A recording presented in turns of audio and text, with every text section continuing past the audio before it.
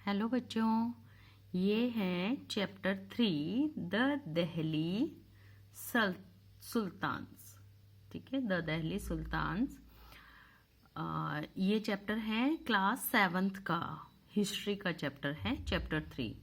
तो the Delhi sultans मतलब दिल्ली में कितनी सल्तनत जो आई थी उसके बाद में कौन कौन सी। तो यहाँ पे पहले ये एक टेबल है, उसको आप देख लीजिए, अपनी बुक ओपन करके देखिए कि राजपूत डायनेस्टी थी। राजपूत में तोमार्स थी, अनंगा पाला थी, चौहान थी, पृथ्वीराज चौहान थी। फिर अर्ली टर्किश रूलर आए थे।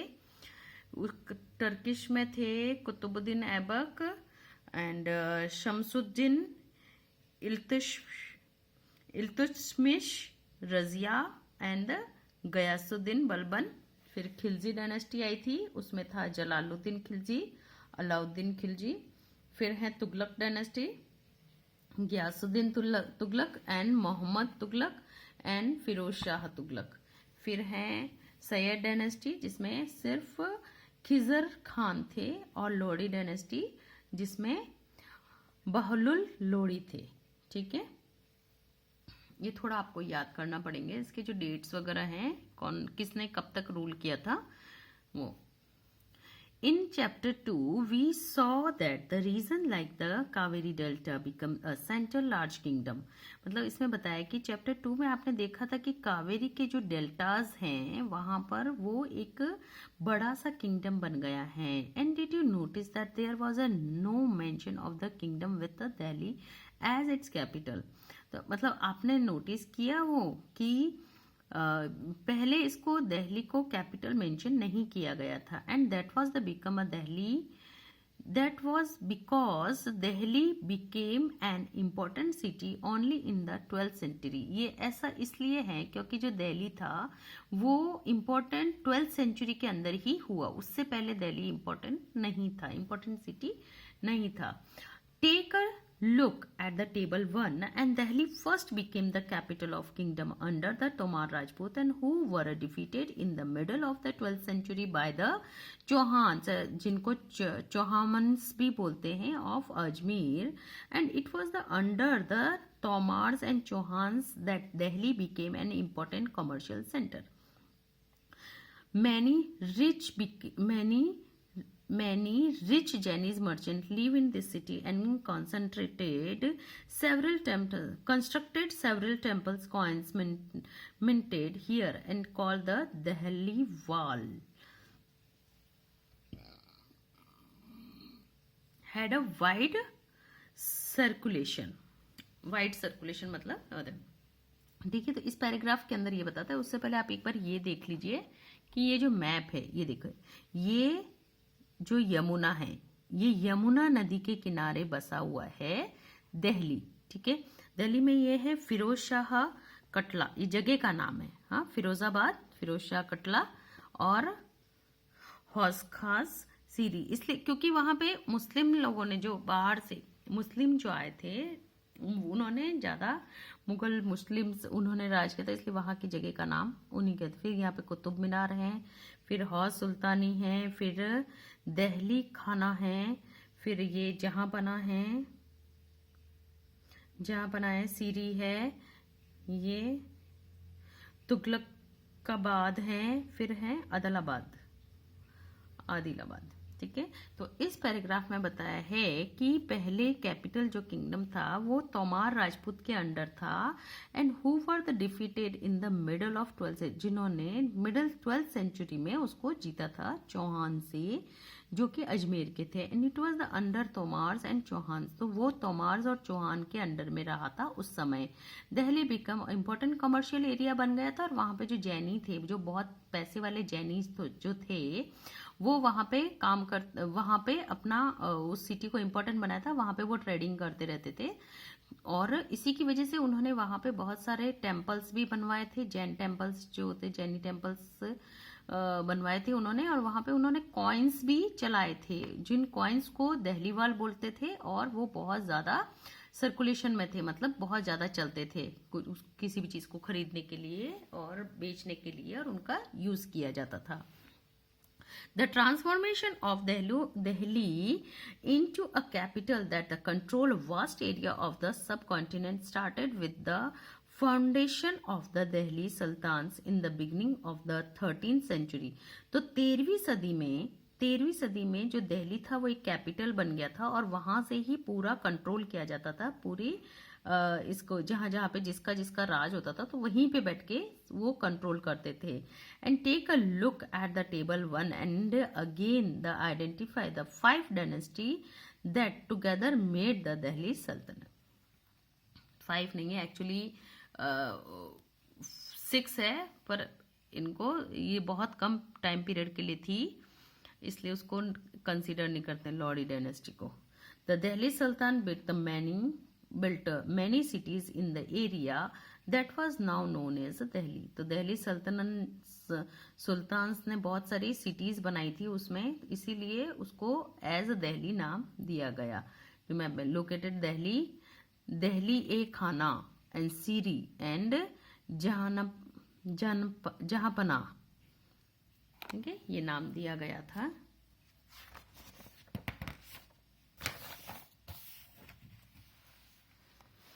फिर ये एक तो है 4 stages in the making of manuscript, preparation of the paper and writing text and the melting gold are highlighted important and the preparing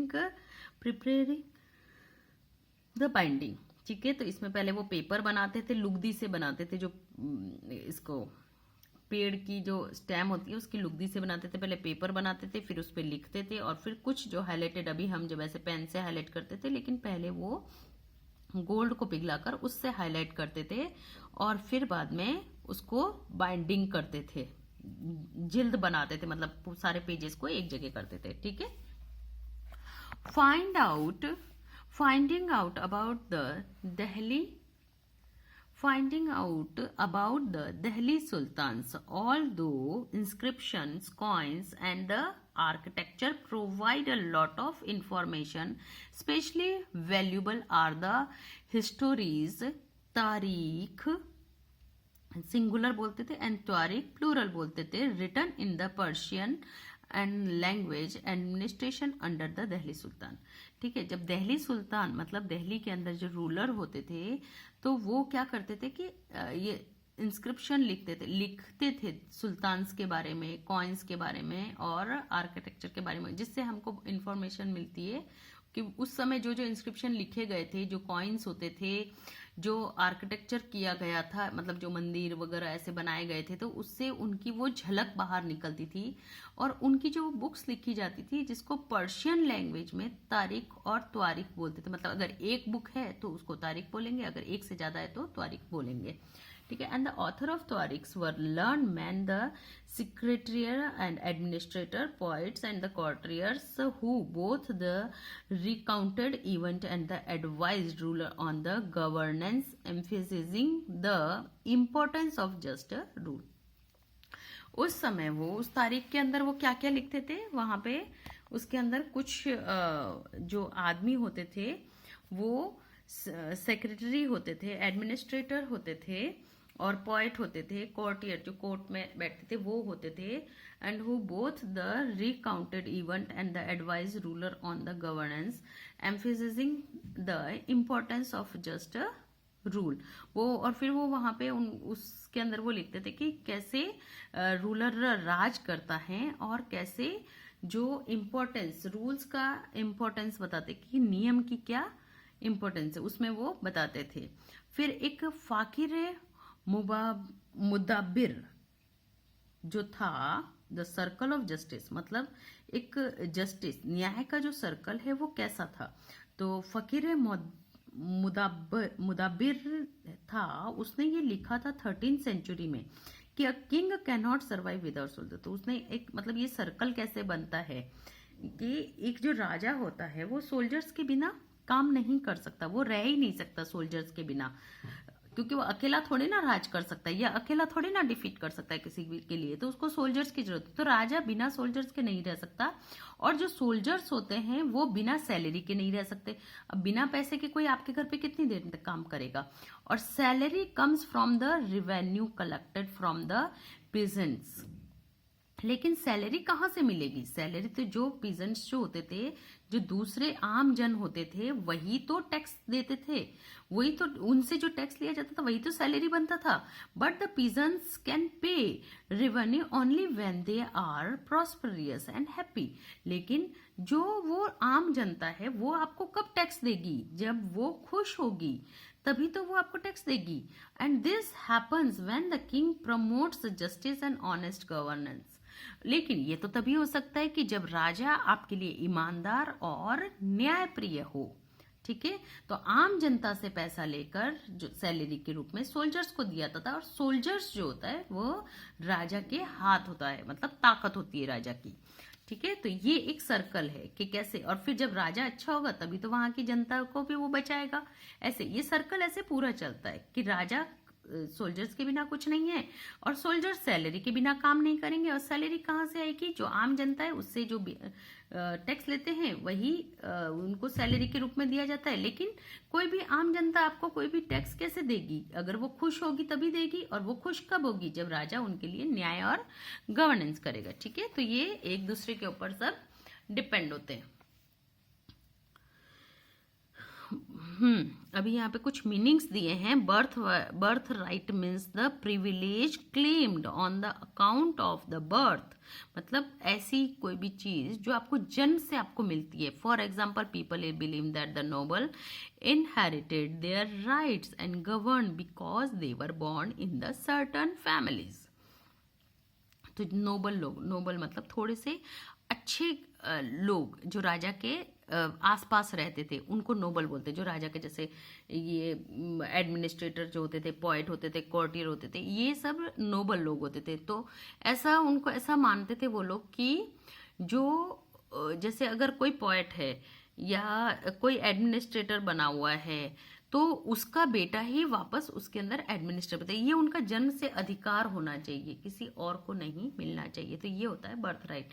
फिर है gender distinction, social and the biological difference between man, और जो औरत और आदमियों के बीच में जो डिफरेंस माना जाता है वही जेंडर डिस्टिंक्शन है. So keep the following addition details in mind. ठीक है, तो ये दिमाग में अपने रखना कि the author of Tarikh lived in city. तो ये जो तारीख लिखने वाले जो होते थे वो हमेशा मेनली दिल्ली में ही रहते थे. तो आपके ऊपर वही तो चीज असर करेगी जो आपके सराउंडिंग में होगी. तो अगर कोई भी सिटी में रहेगा तो जिस सराउंडिंग में आप रहोगे आप उसी के बारे में लिखोगे, आपकी सोच वहीं तक जाएगी. The hardly ever in village, तो वो बहुत ही मुश्किल से किसी गांव में कभी गए होंगे. And they often wrote their stories for the sultan in the hope of rich award. और वो जो कहानी लिखते थे सुल्तान के बारे में, तो सुल्तान के बारे में कोई भी आप जब आपको रिवार्ड कब मिलेगा? अगर आपको कोई भी चीज किसी को दोगे तो आपको रिवार्ड कब मिलेगा? जब उसको वो चीज पसंद आएगी. और जब उसको वो चीज पसंद कब आएगी? जब आप उसके बारे में कुछ अच्छा लिखोगे. तो वो जो लिखने वाले थे वो हमेशा सुल्तान से चाहते कि उनको कुछ रिवार्ड मिले, कुछ गिफ्ट मिले. तो वो उन्हीं के बारे में अच्छा लिखेंगे, तो उनकी बुराई तो नहीं लिखेंगे. तो इसमें क्या होता है कि आपको एक ही चीज दिखने को मिलती है कि उस समय वो राजा कैसा था. तो उसकी आपको बुराई नहीं, हर आदमी में बुराई होती है, लेकिन आपको उस समय के राजा की बुराई के बारे में नहीं पता चलेगा, क्योंकि वो जो लिखते थे वो सिर्फ उनकी अच्छाई लिखते थे.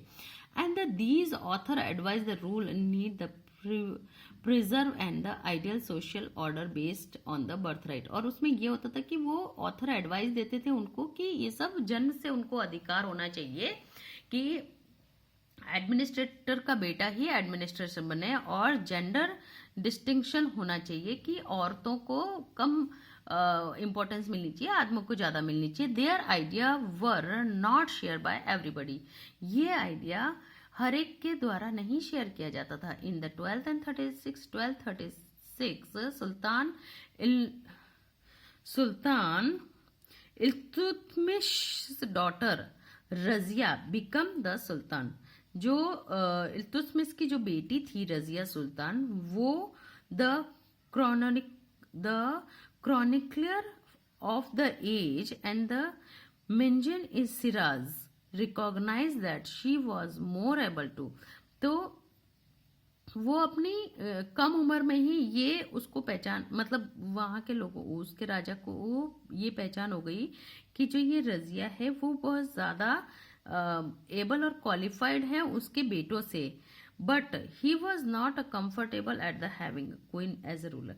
लेकिन फिर भी वो जो मिन्हाजे सिराज जो थे वो इस चीज को मानने के लिए तैयार नहीं थे कि भले वो चाहे बहुत ज्यादा कैपेबल हो अपने भाइयों से, लेकिन उसको एज अ रानी आप रूलर के रूप में नहीं बिठा सकते। Nor were the noble happy at, और जो उसके नीचे काम करने वाले थे वो उनको भी अच्छा लगे उनके ऊपर कोई औरत रूल करे।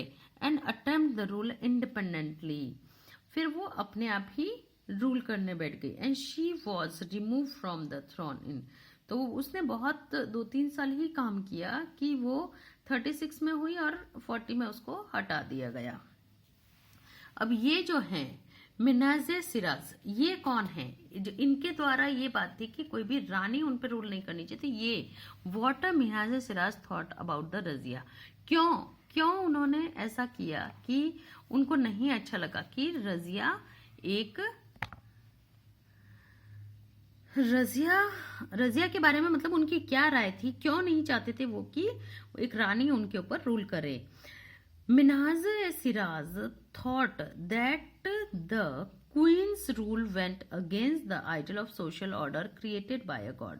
ऐसा माना जाता था कि भगवान ने जो बनाया है वो उसके ओपोजिट जा रहे हैं। In which women were suppose to be a subordinate to man, कि वो आदमियों से थोड़ी सी नीचे होती है, उसकी जो भी होती है ताकत होती है वो उससे नीचे होनी चाहिए।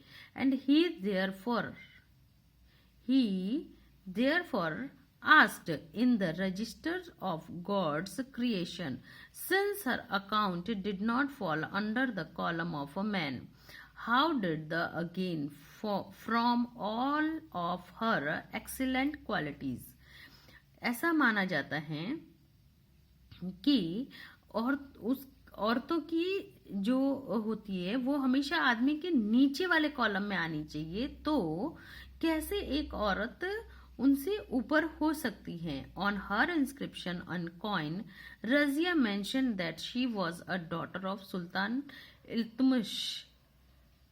इल्तुतमिश, मतलब उन्होंने ये बताया कि जो रजिया थी वो इल्तुतमिश की बेटी थी। And this was the contrast to the queen Rudrama Devi, जो 1262 से 1289 of the Kakatiya dynasty of Warangal, part of the modern Andhra Pradesh, जो अभी आंध्र प्रदेश में है। वरंगल की काकतिया डायनेस्टी जो थी उसमें भी इसने एक औरत ने ही राज किया था। Inscription and the pretendant and she was a name on her inscription, and the pretendant she was a man, and another queen Didda rule in Kashmir, तो दिद्दा कश्मीर की रूलर थी। एंड 980 से 1003 तक ही उसने वहां पे राज किया था कश्मीर में। And her title is a interesting, उसको ये दिद्दा टाइटल क्यों मिला था? क्योंकि इट कम्स फ्रॉम द दीदी, वो दीदी से आया गया था, और द एल्डर सिस्टर, बड़ी बहन के रूप में। And obviously affectionate term given to a loved ruler by her subjects, express Minhaj ideas in your own words. Do you think Razia share these ideas? Why do you think it was so difficult for women to be a rule? क्यों ऐसा माना जाता है कि रजिया को, एक औरत को नहीं करना चाहिए? क्योंकि ये आदमियों की सोच के ऊपर जाता है। आदमी नहीं चाहते हैं कि उनके ऊपर कोई औरत राज करे। ठीक है, तो ये जो मैप है उसमें आपको थोड़ा ये जो नेम है वो आप ये पढ़ लेना और ट्राई करना कि आप दूसरे मैप के अंदर इसको फिल कर सकें। From garrison town to empire, the expansion of Delhi sultans. Hinterland क्या है? The land adjacent to city or a port that supply it with goods. ठीक है, तो सिटी और कुछ से भी मिलता पास में एक दीवार जैसा बोलते हैं, टच हुआ हुआ जो लैंड होता है उसको हिंटरलैंड बोलते हैं। एंड गैरिसन टाउन मतलब कि जो फोर्ट फील्ड होता है, fortified settlement with the soldiers, जो कि सोल्जर्स के लिए होता है। Soldiers settlement with soldiers, soldiers के जैसे सेटलमेंट करके जो टाउन बनाते हैं वो गॉरिसन टाउन होता है।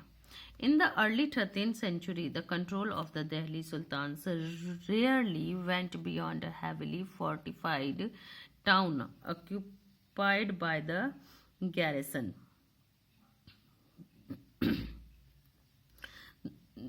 ऑक्यूपाइड बाय द गैरिसन मतलब जो यहाँ पे गैरिसन टाउन मतलब जो कि सोल्जर्स का टाउन जो होता है ना, वो वाला town. And the sultan seldom control the hinterland of the cities and were therefore depend upon the trade and tribes and the plunder of for supplies। ठीक है, तो और फिर वो टाउन जो था मतलब जहाँ पे सिटी के पास की जो जगह थी उसको वो वहाँ पे सामान लाना ले जाना और उसके लिए ट्रेड के लिए रखते थे और ट्रिब्यूट और प्लंडर फॉर द सप्लायर्स, तो सप्लायर्स के लिए वो जगह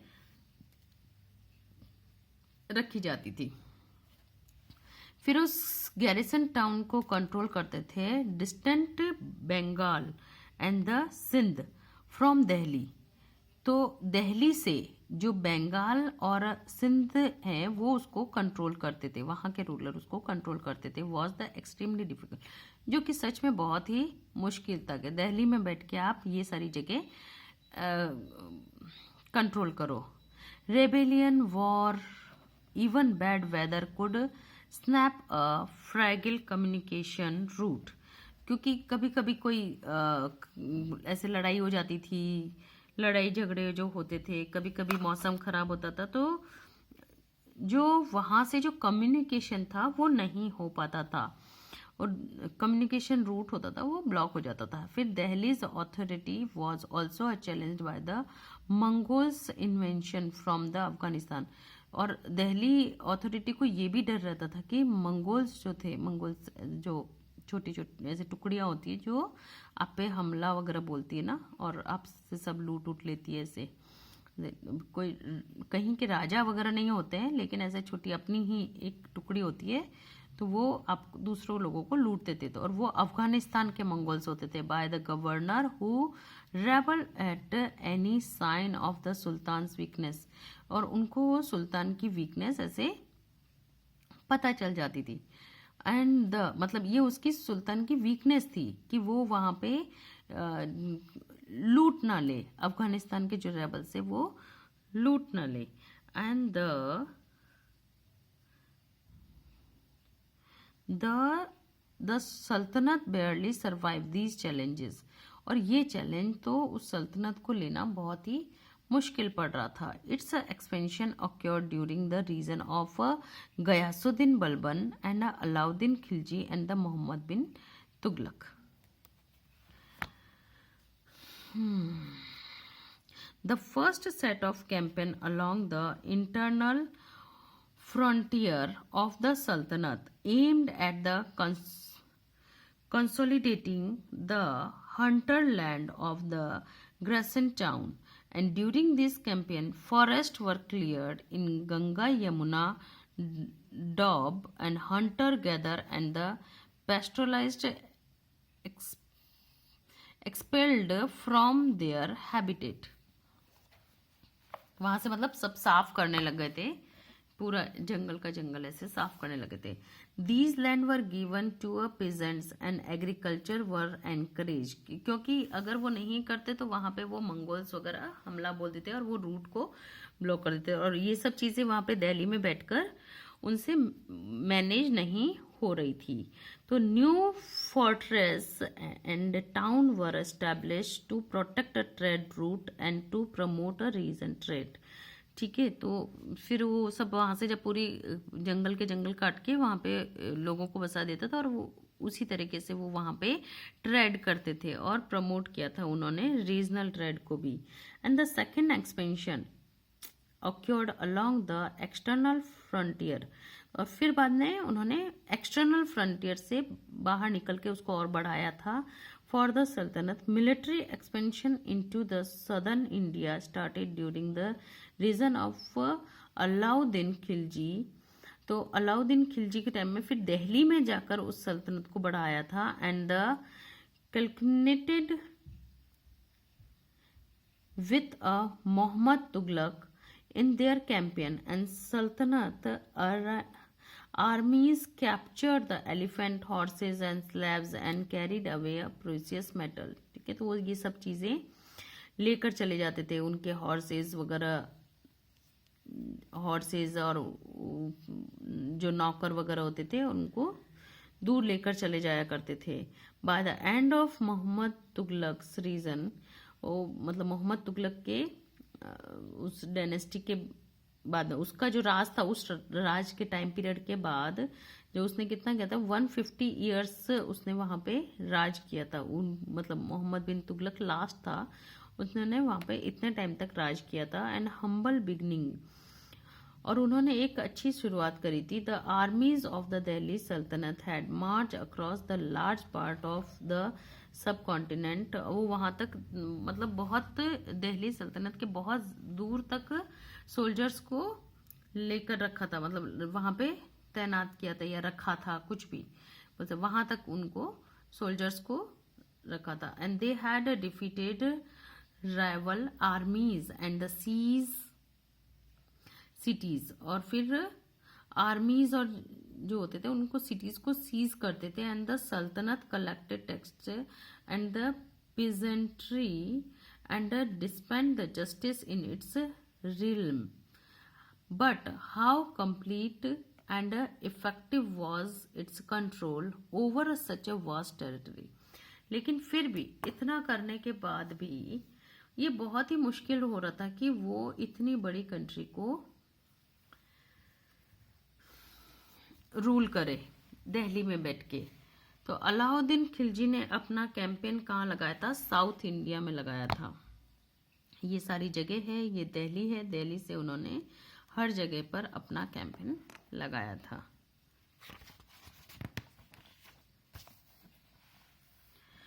फिर हैं कुव्वाते इस्लाम.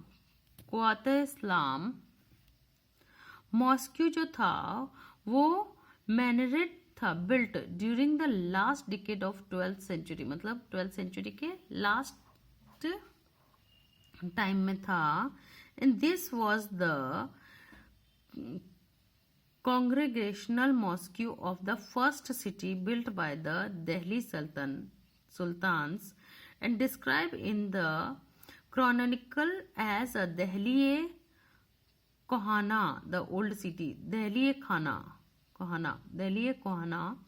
The mosque was the enlarged by the Iltutmish and the Alauddin Khilji.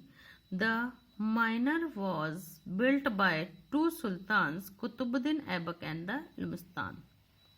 ठीक है, तो किसने क्या क्या बनाया वो सभी लिखा है. फिर ये मस्जिद है. द मॉस्क्यू इज कॉल्ड मस्जिद इन द अरेबिक. ठीक है, तो मॉस्क्यू को मस्जिद भी बोलते हैं, अरेबिक में बोलते हैं. तो literally a place where the Muslim prostrate a reverence to Allah in a congregational mosque, मस्जिद जमी और जामा मस्जिद. अच्छा, जामा मस्जिद का दूसरा नाम मस्जिद जमी. तो उनको उस तरफ मुंह करके बैठना होता था जो दिल्ली में जो रखते थे, तो उनका उस पे बना हुआ था वो, और अरेबिक नाम है मस्जिद. Muslim read their prayer namaz together. Members of congregation choose the most respected learn male as their leader. इमाम बोलते, जो उनके लीडर होते हैं ना उसको इमाम बोलते हैं. For the ritual of prayer, prayer से पहले जो धार्मिक कुछ रीति रिवाज होते हैं ना उसको ritual of prayer. And he also deliver the sermon, मतलब खुतबा, ड्यूरिंग द फ्राइडे प्रेयर. ठीक है, तो उसको खुतबा बोलते थे, सरमनी कुछ होता होगा ड्यूरिंग द फ्राइडे को, कुछ प्रेयर को खुतबा बोलते हैं फ्राइडे की प्रेयर को, उनके लिए फ्राइडे की प्रेयर बहुत इंपॉर्टेंट होती है। फिर है Begumpuri mosque built in the reign of the Mohammad Tughlaq was the main mosque of the Jahanpanah and the century of the world. His new capital in Delhi. During prayer, Muslims stand facing the Mecca in India. This is to the west and this is called the Qibla.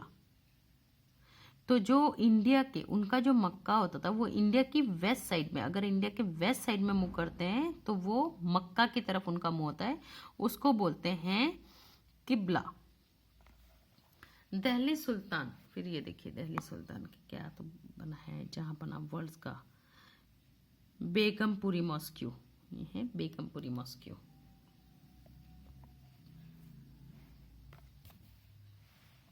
The Delhi Sultan built the several mosques in city all over the subcontinent and these demonstrated their claims to be a protector of Islam and Muslim.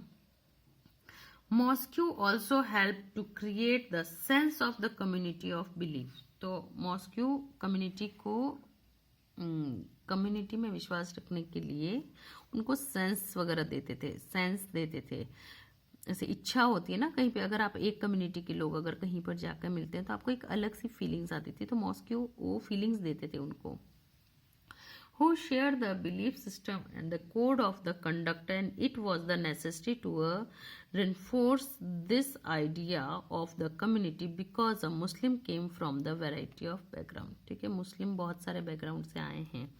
ये क्या चीज़ है? मौत की मस्जिद built in the region of the Sikandar Lodi by his minister.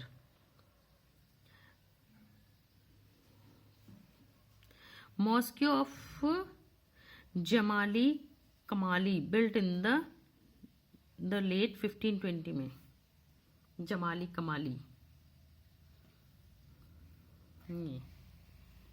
Jamali कमाली and मौत की मस्जिद। चलो compare figure 2, 3, 4, 5. What is similarity and the difference you are among the mosque and the mosque figure? फिर a closer look administration and the consolidation under the Khilji and the Tughlaq.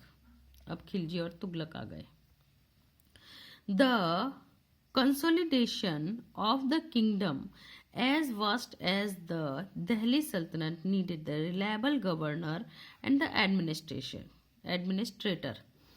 ऐसा मतलब माना जाता है क्योंकि वो बहुत दिल्ली सल्तनत की बहुत ज़्यादा जगह पर वो रूल करते थे, मतलब बहुत उनकी जो था पूरा एरिया था जितना वो रूल करते थे वो बहुत ज़्यादा हो गया था, बहुत बड़ा हो गया था, तो ये उनके लिए बहुत ही मुश्किल हो रहा था कि उसको एक जगह बैठकर चलाए।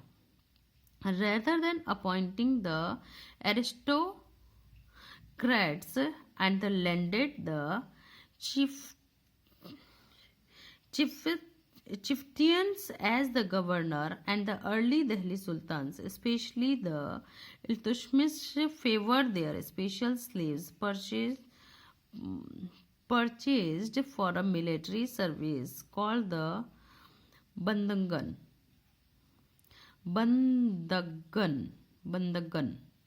in the Persian, मतलब बंदगन ये भी नेम भी पर्सियन नेम है। तो उस समय जो ये सुल्तान थे जो स्पेशली कौन से इल्तुतमिश जो थे वो किसके फेवर में थे कि एक स्पेशली स्लेव, मतलब कोई भी जो नौकर है वो ऊपर उठ के वो मिलिट्री फोर्स वगैरह में आना चाहिए, उसको करना चाहिए, तो उसको बोलते थे bandagan in the Persian. And they were carefully trained to a man some of the most important political official and the kingdom, since they were totally depend upon their master. The sultan could not trust really upon them. ठीक है। तो वो मतलब ऐसे जब आते थे नीचे से कोई जमीन से कोई भी लोग ऐसे उठे हुए होते थे, फिर वो गरीब लोग या ऐसे कुछ स्लेव्स वगैरह होते थे, तो वो ऊपर उठ के आते थे, तो उनको अपने जो ये सल्तनत का जो राजा होता था उस पे उनको पूरा विश्वास होता था। स्लेव्स रेदर देन सन, जो स्लेव्स वही जो नौकर जो होते थे उनको पुत्रों से ज्यादा अधिकार मिला था। द सल्तन वर द एडवाइज, तो सुल्तान्स को एडवाइस देती थी कि स्लेव हुम one has a brought up and the promoted must be looked after for its need and whole lifetime and the good luck to find the worthy experienced slave। मतलब जो slave होते हैं वो one has a brought up and the promoted must be, तो वो जो बड़े होते हैं प्रमोट होते हैं एक से दूसरी पोजीशन पे और ध्यान रखते हैं उन सब चीज़ों का पूरी जिंदगी, और वो बहुत ही लकी होते हैं जो कि ऐसे स्लेव्स उनको मिलते हैं। Wise man have said that the forty of experience slave is the better than son, कि जो ये स्लेव्स होते हैं, ये एक्सपीरियंस जो स्लेव्स होते हैं वो एक बेटे से भी ज्यादा बेटर होते हैं। Client the someone who is under the protection of the another a dependent or a hanger on। The Khilji and the Tughlaq continue to use the Badangan and also raise the people of a humble birth who were often their client to high political position, and they were appointed to general governor. And however, this was introduced and the element of a political instability। तो उस समय उन्होंने मतलब जो slaves को है वो बहुत ही ऐसे अच्छा उनको सिखाते थे, उनको ट्रेंड करते थे और उनको अच्छी पोजीशन देते थे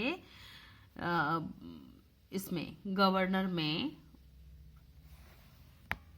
Slave and the client were loyal to their master and the patrons, but not to their hires। जो स्लेव्स और जो क्लाइंट होते थे वो अपने जो उनको पालते थे उनके लिए बहुत ही देशभक्त और प्रिय होते थे, लेकिन new sultans had their own servants। As a result, the accession of a new monarch often saw a conflict between the old and the new nobility। The patronage of these humble people by the Delhi sultans also shocked many elites, and the author of Persian Tariq criticized the Delhi Sultan and for approaching the law and the base born to a high offices। तो इसमें ये दिल्ली सुल्तान जो थे वो उनको ये बहुत वो करते थे कि वो जिनको वो नौकर रखते थे और जिनको वो अच्छी क्वालिफिकेशन और वो देते थे और उनको अच्छी शिक्षा देकर उनको ऊपर पद पे लाते थे, तो वो भी उनके लिए उतना ही वापस फेथफुल होते थे और ये अपॉइंटेड करते थे। जो कि पर्शियन में जो तारीख है उसमें इसका क्रिटिसाइज किया है कि दिल्ली सुल्तान अप्रोच करता है लो और अ बेस बॉर्न, मतलब जो बहुत नीची जाति के लोग हैं तो उनको अपॉइंट करता है। तारीख में ऐसा बताया कि सल्तन लोगों official of a sultan Mohammad Tughlaq. Sultan Muhammad Tughlaq appointed Aziz Kumar to a wine distiller and the Firoz Hazam a barber and Manka Tabak a cook and the two gardener Lada and Pira to high administrative post। ये सब जो उन्होंने उनकी post है कि कौन खाना बनाने वाला, कौन बगीचे का ध्यान रखने वाला, कौन बाल काटने वाला, ऐसे तो इनकी एक पोस्ट दी गई है। एंड जियाउद्दीन बरानी mid 14th century chronicle reporter there appointed as a sign of Sultan's loss of a political judgment and his incapacity to rule.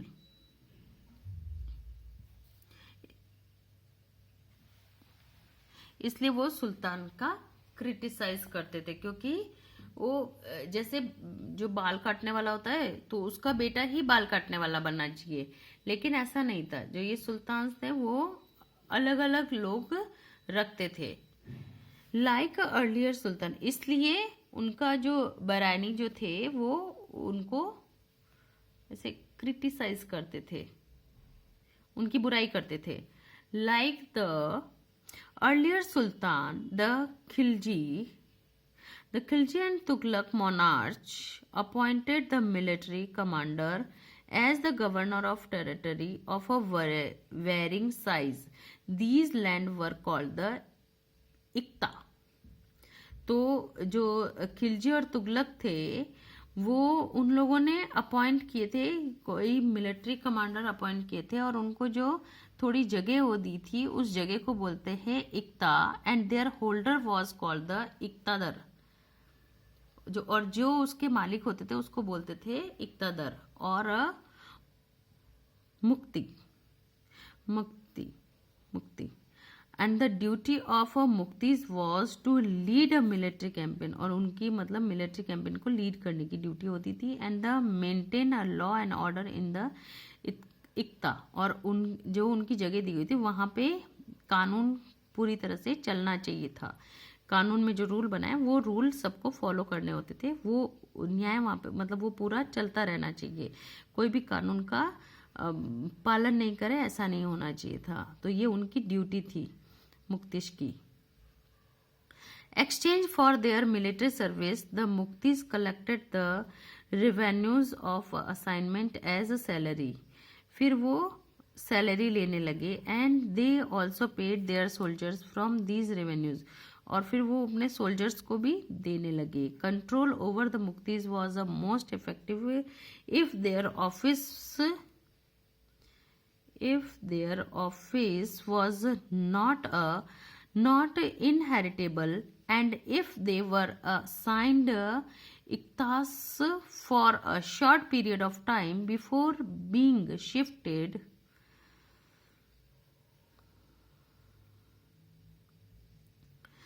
इसमें क्या लिखा है, control over muqtis was the most effective. तो जो मुक्तिज का जो कंट्रोल था वो बहुत ही इफेक्टिव था। If their office was not inheritable, अगर उनका जो जगह थी वो अच्छे से नहीं थी, तो इफ देवर असाइन इक्ताज, अगर वो वहाँ पर कोई इक्ताज अपॉइंटेड किया गया था फॉर थोड़े टाइम के लिए, कहीं पर शिफ्ट होने से पहले थोड़े टाइम के लिए वहाँ पर किया जाता था, and these harsh condition of a service वर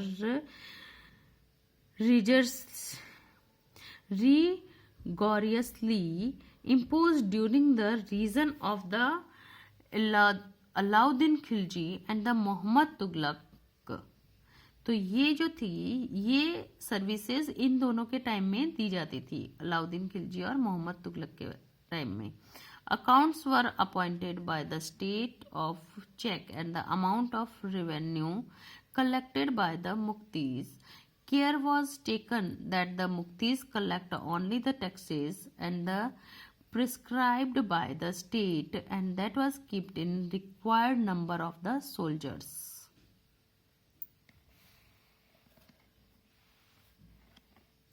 इन सब का कौन ध्यान रखता था? मुक्ति इन सब के जो ध्यान रखते थे और वो टैक्स कलेक्ट करते थे उनसे।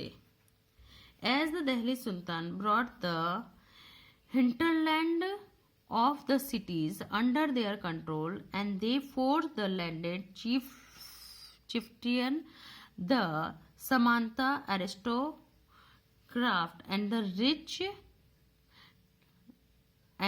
rich landlord to accept their authority. Under Alauddin Khilji state brought the assignment and collection of a land revenue under its own control.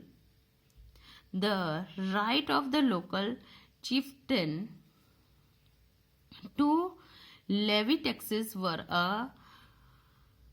cancelled and they were also forced to pay tax, and the sultan's administrator measured the land and kept carefully account,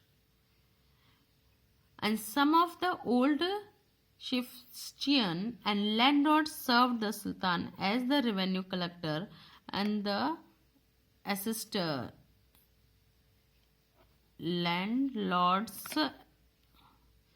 Chieftain and the landlords served the sultan's revenue collector and the assessors, and there were a type of taxes on the cultivation called the kharaj, and the amount of 50% of the peasants' produce on the cattle on houses. इसके बाद इन्होंने क्या शुरू किया दोनों ने कि उन्होंने वो जो जमीन थी उसके ऊपर टैक्सेस वगैरह लगाना शुरू कर दिया, और जो खेती होती थी उसका उनको 50%, मतलब पूरा खेती जो करते थे उनको उनका 50% उनको एज अ टैक्स देना पड़ता था, और जो ये गाय भैंसे वगैरह रखते थे उसका भी टैक्स देना पड़ता था, घर का भी टैक्स देना पड़ता था। उस टैक्स को बोलते थे खारज। It is important to remember that a large part of the subcontinent remained outside the control of the Delhi Sultans. It was difficult to control distant provinces like the Bengal from Delhi, and soon after the annexing southern India, and the entire region became the independent even in the Gangetic Plain, and there were a forested area. That Sultanate force could not penetrate, and the local chieftain established their rule in these regions. Sometimes a ruler like Alauddin Khilji and the Muhammad Tughlaq could force their control in these areas, but only for the short duration. Chieftains and their fortification. Ibn Battuta, a 14th century travel from the Morocco, Africa, and explained that chieftains sometimes fortified themselves in mountains, in rocky and uneven and the rugged place, as well as in bamboo groves. In India, the bamboo is not a hollow, it is a big. Its several parts are so intertwined that even fire cannot affect them, and they are on a whole very strong. The chieftain lived in these forests, which serve them as the rampart, and inside which are their cattle and their crops, and there is also water for them within, that is the rain water which collect there. Hence they cannot be subdued except by powerful armies who, entering these forests and cut down the bamboo with a specially prepared instrument. तो Africa से जो Ibn Battuta आया था उसने ये बताया है कि कैसे फॉरेस्ट को कट करके दूसरे लोगों को वहाँ पे रखा गया। मतलब पहले बहुत अच्छा था, रेन को वो कलेक्ट करते थे, रेन होती थी, लेकिन जब फॉरेस्ट को कट कर दिया किसी अच्छे से अलग से इंस्ट्रूमेंट से, तो सब कुछ वहाँ पर धीरे धीरे फॉरेस्ट ख़त्म हो गया, दूसरी चीज़ें कम होने लग गई. And disable describe the way in which chieftains arrange their defence. तो चिफिस्टियन कैसे अपने आप को डिफेंस करते थे. The Mongols under Genghis Khan, Mongols under Genghis Khan invaded Transoxiana in a northeast Iran in 1219, and the Delhi Sultans faced their on- onslaught soon after. Mongols' attack on Delhi Sultanate and increased during the reign of Alauddin Khilji and in the early year of Muhammad Tughlaq's rule. This forced the two rules of mobilize a large standing army in Delhi, which posed a huge administrative challenge. Let us see how the Sultan dealt with this.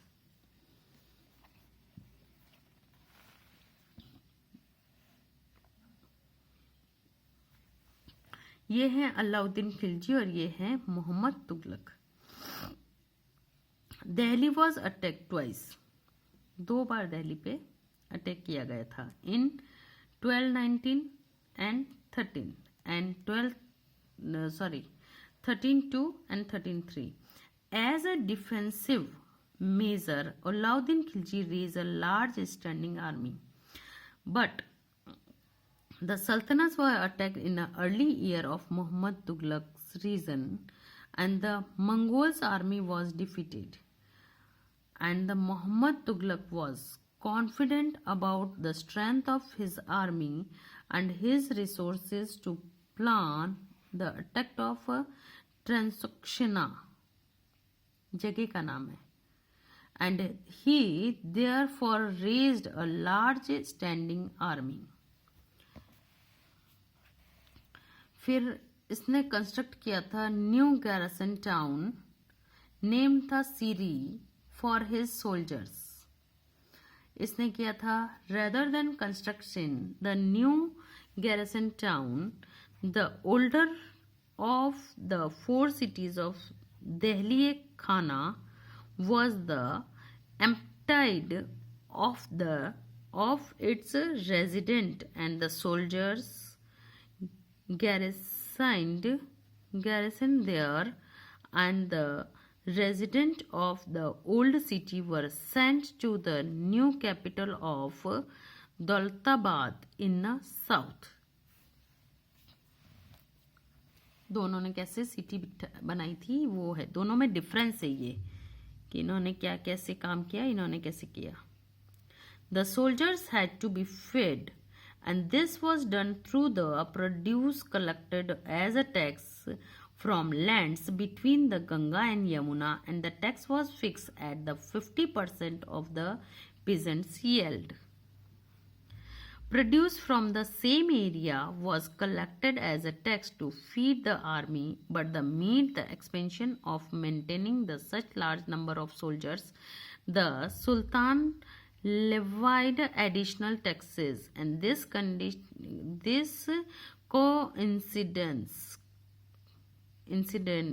coincided with a famine in the area. मतलब अकाल पड़ गया. ये उसका 50% लेता था और ये भी उसी एरिया में टैक्स लेता था और अपनी आर्मी को खिलाता था, और फिर एक बार सोल्जर्स सुल्तान को लेविस एंड एडिशनल टैक्सेस पे उन्होंने एडिशनल टैक्सेस लगाए थे. ये इसलिए किया था क्योंकि इंसिडेंटली से उस समय अकाल पड़ गया था. The soldiers had to be paid. Alauddin chose to pay his soldiers salary in a cash rather than the iktas. The soldiers would buy their supplies from the merchants in Delhi, and it was such the fear that the merchants would raise their prices, and to stop this, Alauddin controlled the price of good in Delhi, and the price were carefully surveilled by officers, and the merchants who did not sell it at the prescribed rate were punished. Muhammad Tughlaq also paid his soldiers cash salary, but instead of controlling price, he used a token currency, somewhat like a present day paper currency, but made out the cheap metal, not gold and silver. And people in the 14th century did not trust these coins, and they were very smart, and they saved their gold and the silver coin and paid all their taxes to the state with this token currency. And this cheap currency could also be a counterfeit easily. Alauddin's administrative measures were quite successful, and the chroniclers praised his reason for its cheap prices and the efficient supplies of a good in the market, and he successfully withstood the threat of Mongols' invasion. Muhammad Tughlaq administrative measures were failure. His campaign into Kashmir was a disaster, and he then gave up his plan to invade Transoxiana and disbanded his large army. Meanwhile, his administrative measure created complication. The shifting of people to Daulatabad was resented, and the raise of taxes and the famine in the Ganga-Yamuna belt led the widespread rebellion. मतलब लड़ाई झगड़े हो गए थे क्रांति के लिए. And finally the token currency had to be recalled. ये उनको वो टोकन करेंसी बंद करनी पड़ी. In this list, the Muhammad Tughlaq's failure, we sometimes forget that for the first time of the history, the Sultanate, Delhi Sultan planned a campaign to capture a Mongolian territory.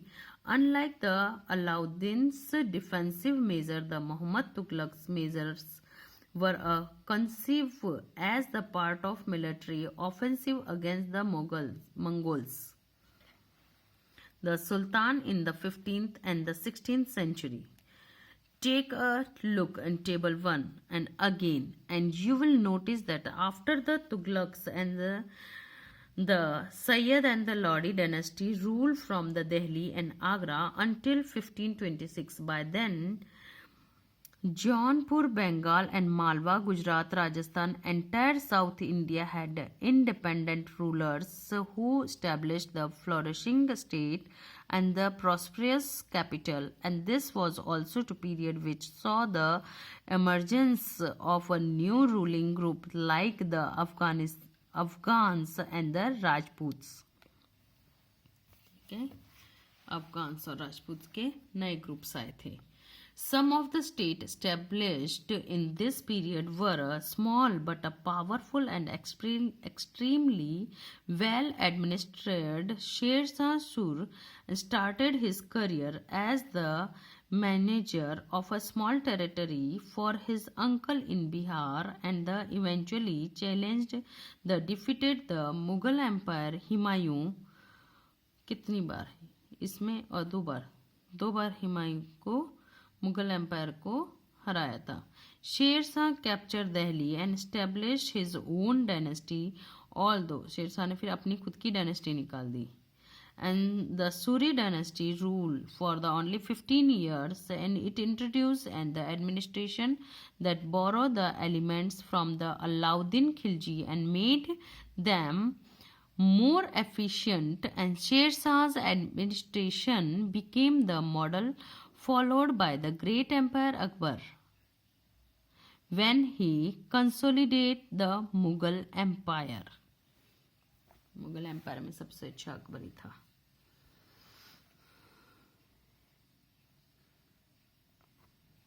The three orders, the peace of God, night, and the crusades. The idea of three orders was the first formulated in the France in the early 11th century, and it divided society into three classes: those who prayed, and those who fought, and those who tilled the land. And this division of society into a three orders was supported by the church to consolidate and its dominant rule in society. This helped the emergence of new warrior group called the Knights Yuddha. The church patronized this group and used them to propagate their idea of peace of God. The attempt was to direct warrior away from the conflict among themselves and send them instead on a campaign against the Muslim who had captured the city of Jerusalem. This led to the series of a campaign called the Crusades. These campaigns in service of God Church completely altered the statue of knights, and originally these knights did not belong to the class of nobles, but by the end of the 11th century in the France and the century later in Germany, the humble origin of these warriors were forgotten. By the 12th century, noble also wanted to be known as a knight. Okay, इसका important notes भी डालूंगी मैं बाद में video बना के.